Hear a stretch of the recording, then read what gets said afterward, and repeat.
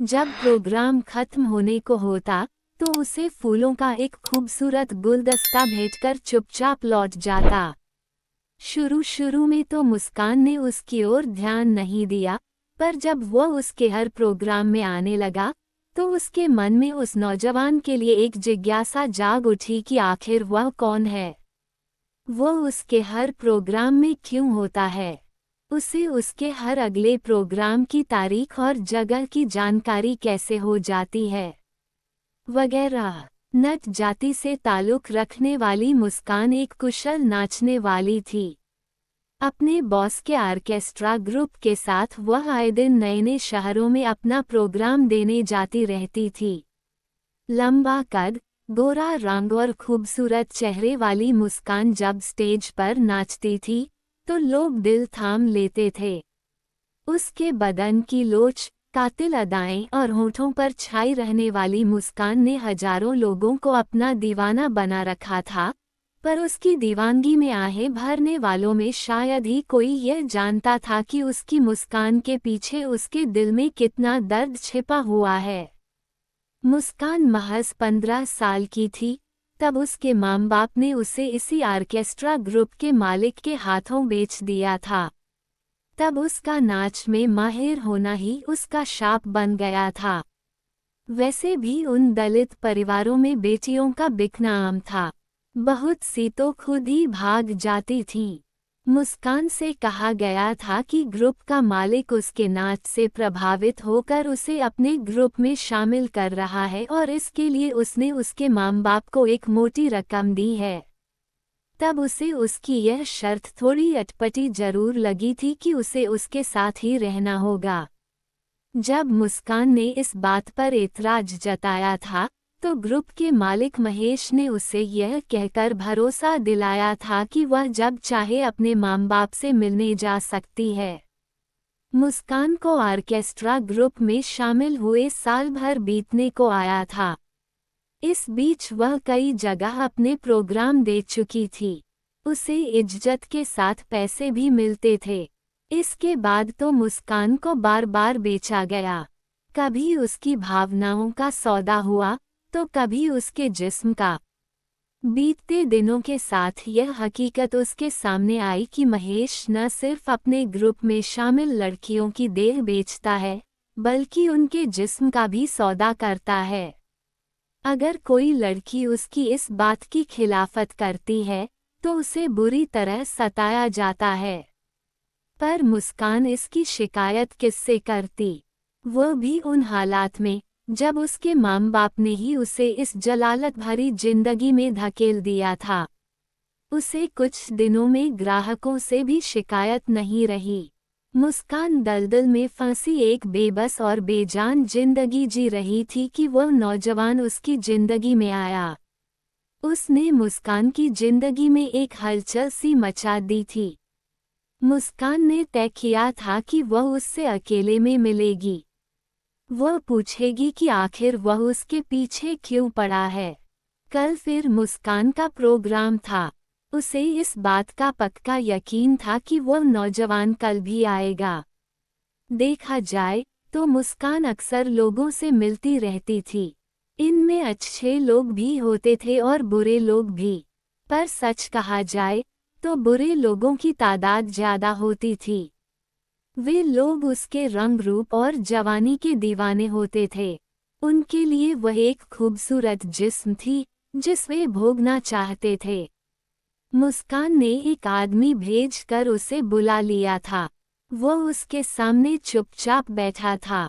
मुस्कान कुछ देर तक उसके बोलने का इंतजार करती रही, फिर बोली, मैं देख रही हूँ कि पिछले तकरीबन 1 साल से तुम मेरे हर प्रोग्राम में रहते हो, मुझे गुलदस्ता भेंट करते हो और लौट जाते हो।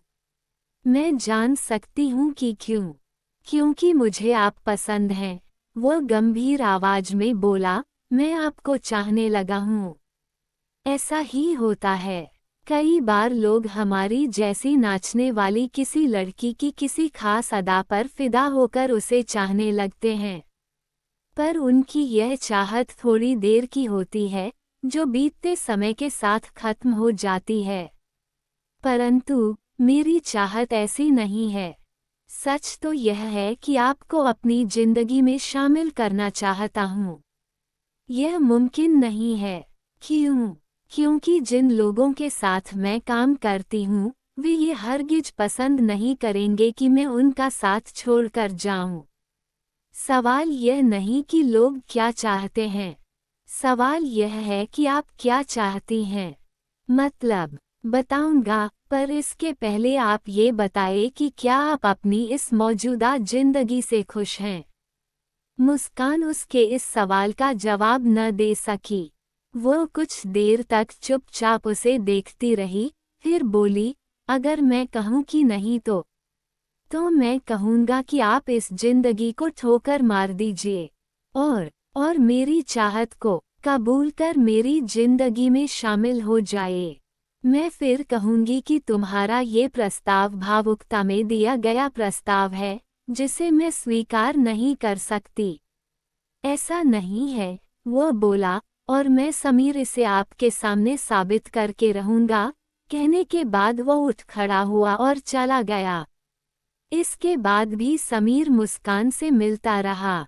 वह जब भी उससे मिलता, अपना प्रस्ताव उसके सामने जरूर दोहराता। सच तो ये था कि मुस्कान भी उसके प्रस्ताव को स्वीकार कर अपनी इस जलालत भरी जिंदगी से आज़ाद होना चाहती थी, पर यह बात भी वह अच्छी तरह जानती थी कि महेश इतनी आसानी से उसे अपने चंगुल से आज़ाद नहीं होने देगा। वो उसके लिए सोने का अंडा देने वाली मुर्गी जो थी। पर समीर की चाहत और लगाव देखकर मुस्कान ने फैसला कर लिया कि वह समीर का प्रस्ताव स्वीकार करेगी। जब मुस्कान ने अपने इस फैसले की जानकारी समीर को दी, तो खुशी से उसकी आंखें चमक उठीं। मुस्कान पल भर तक खुशी से चमकते उसके चेहरे को देखती रही, फिर गंभीर आवाज में बोली, पर समीर, महेश इतनी आसानी से मुझे छोड़ने वाला नहीं।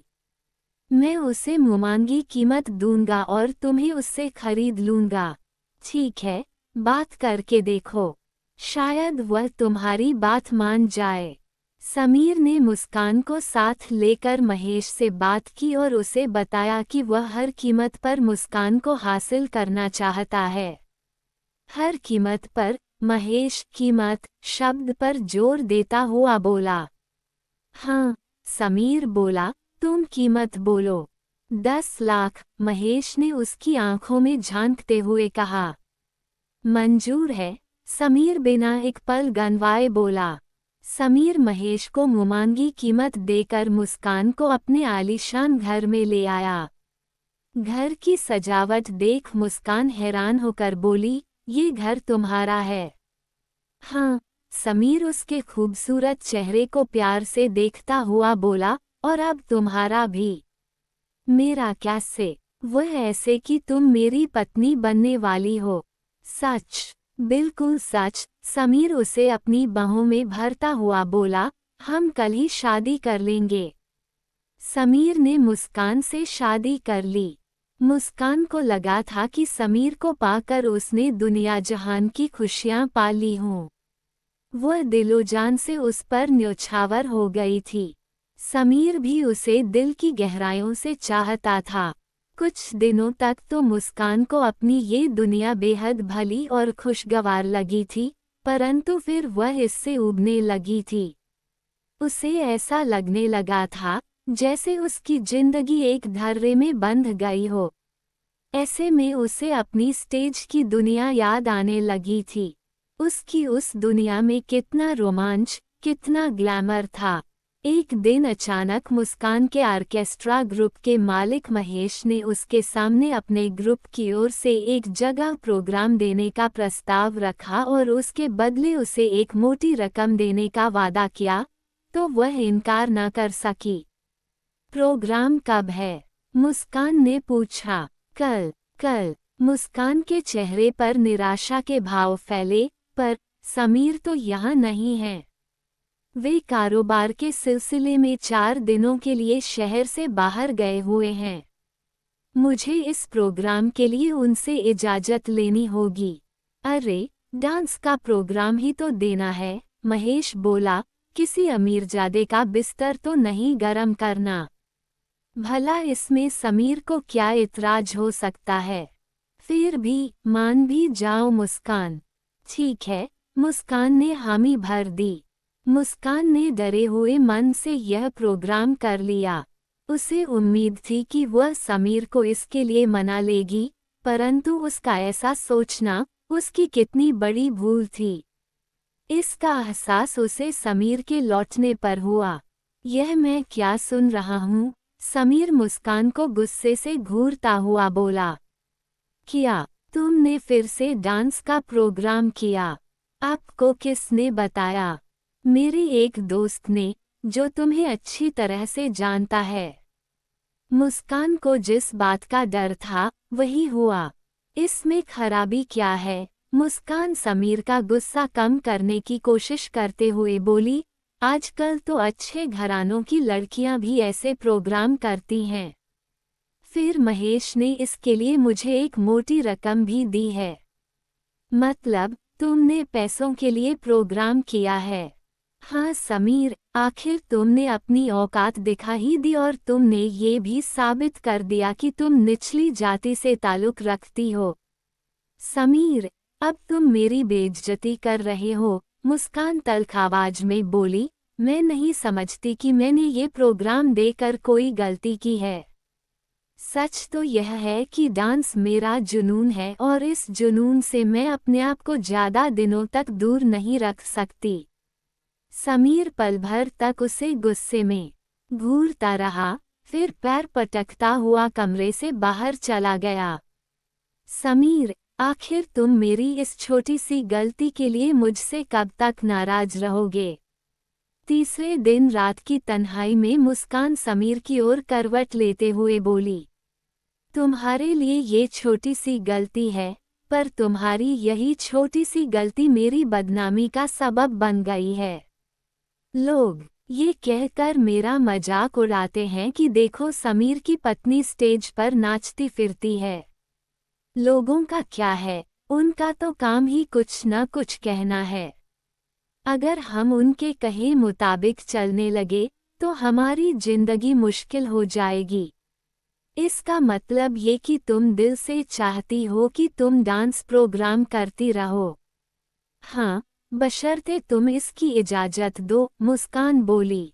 समीर कुछ देर तक चुपचाप मुस्कान के खूबसूरत चेहरे और भरे भरे बदन को देखता रहा, फिर बोला, ठीक है, मैं तुम्हें इसकी इजाज़त दूंगा, पर इसके लिए मेरे काम भी कर देना। कैसे काम? तुम कभी भी मेरे कारोबार से संबंधित अमीर लोगों से मिल लेना। क्या कह रहे हो तुम? ये सुनकर मुस्कान हैरान रह गई। तुम मेरी पत्नी हो, तभी तो मैं तुमसे ऐसी बातें कह रहा हूँ। समीर अपनी आवाज में मिठास घोलता हुआ बोला, देखो मुस्कान, अगर तुम ऐसा करती हो तो हमें उन लोगों से अपनी कंपनी के लिए बड़े ऑर्डर मिलेंगे, जिससे हमारा लाखों का मुनाफा होगा। एक पत्नी होने के नाते क्या तुम्हारा ये फर्ज नहीं कि तुम अपने पति का कारोबार बढ़ाने में उसकी मदद करो, और फिर तुम ऐसा पहली बार तो नहीं कर रही हो।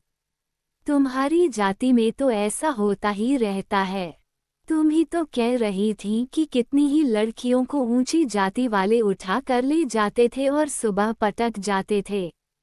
समीर ने मुस्कान की दुखती नस पर हाथ रख दिया था और ऐसे में वह चाह भी इससे इनकार नहीं कर सकी। ठीक है, मुस्कान बुझे मन से बोली। समीर एक दबदबे वाले शख्स को अपने घर लाया और न चाहते हुए भी मुस्कान को उसकी बात माननी पड़ी। फिर तो ये सिलसिला चल पड़ा। समीर हर दिन किसी अमीर शख्स को अपने साथ लाता और मुस्कान को उसे खुश करना पड़ता। ये बात तो मुस्कान को बाद में मालूम हुई कि असल में समीर, जिन्हें अपने कारोबार से संबंधित लोग बतलाता था, वे उसके हुस्न और जवानी के खरीदार थे और समीर उनको अपनी पत्नी का खूबसूरत जिस्म सौंपने के लिए उनसे एक मोटी रकम वसूलता था। मुस्कान ने जिसे भी अपना समझा उसी ने उसे बेचा। पहले उसके माँ बाप ने उसे बेचा और अब उसका पति उसे बेच रहा था। लेकिन दोनों अब पैसे में जो खेल रहे थे। दोस्तों, अगर वीडियो अच्छा लगा तो वीडियो को लाइक और चैनल को सब्सक्राइब जरूर करें। और इन कहानियों को सुनाने का उद्देश्य किसी को परेशान करना बिल्कुल भी नहीं है। ये कहानी आपको इसलिए सुनाई जाती है ताकि आप लोग इन कहानियों में से कुछ न कुछ सीख सको और अपने जीवन में उस चीज़ को अप्लाई कर सको।